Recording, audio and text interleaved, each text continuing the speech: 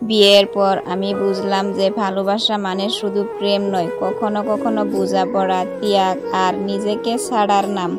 আমার স্বামী রাহুল একজন গম্ভীর এবং অহংকারী মানুষ। সে সবসময় নিজের মতো চায়, আর আমি চেষ্টা করতাম তার খুশি করার জন্য। রান্না, ঘর সাজানো, তার পছন্দের সব কিছু, কিন্তু সবই যথেষ্ট ছিল না। প্রথম কয়েক মাস আমি খুব কষ্ট পেয়েছি। প্রতিদিন মনে হতো আমি ভুল করেছি, হয়তো আমি যথেষ্ট ভালো নই, হয়তো আমি তার প্রত্যাশা পূরণ করতে পারি না। আমার চোখে সবসময় অশ্রু জমে থাকতো। রাতের অন্ধকারে আমি একা কাঁদতাম। আমার মনের মধ্যে এক ভয় কাজ করছিল, রাহুল কি আমাকে সত্যি ভালোবাসে? একদিন রাহুল খুব রেগেছিলেন। আমি কাঁদতে কাঁদতে বললাম, আমি সব চেষ্টা করেছি, কিন্তু তুমি খুশি নও। আমি কি ভুল করছি? রাহুল হঠাৎ থেমে গেল। সে আমার হাত ধরল, আমার চোখের দিকে তাকালো এবং বলল, সুমানা, আমি চাই তুমি নিজেই হও। আমি চাই না তুমি আমার মতো হও। আমি তোমাকে এমনই ভালোবাসি যেমন তুমি আছো। সেই কথাগুলো আমার হৃদয়কে ভেঙে দিল। আমি বুঝতে পারলাম আমি নিজের স্বপ্ন আর অনুভূতি হারাচ্ছিলাম।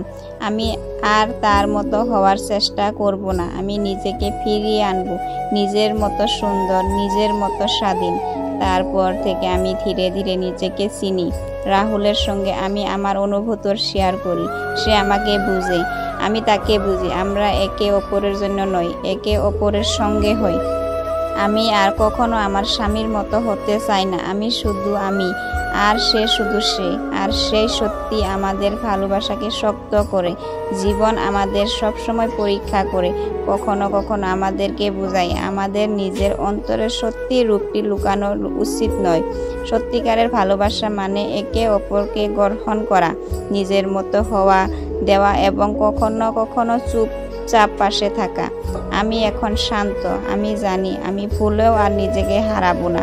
আর রাহুল, সে জানে সে আমাকে যেমন পেয়েছে তেমনই ভালোবাসবে। আমার দুঃখ, আমার কষ্ট আর আমার হাসির সব মুহূর্তে।